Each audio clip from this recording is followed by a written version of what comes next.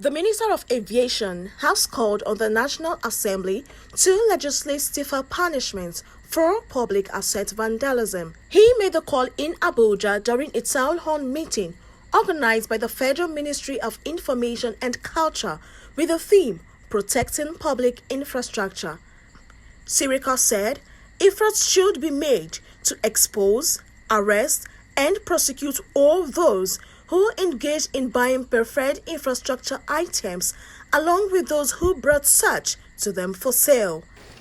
Unfortunately, we have our own huge portion of vandalism of our critical equipments.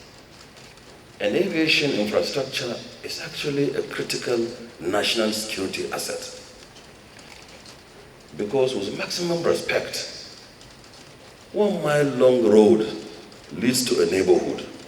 1 mile long runway leads to everywhere.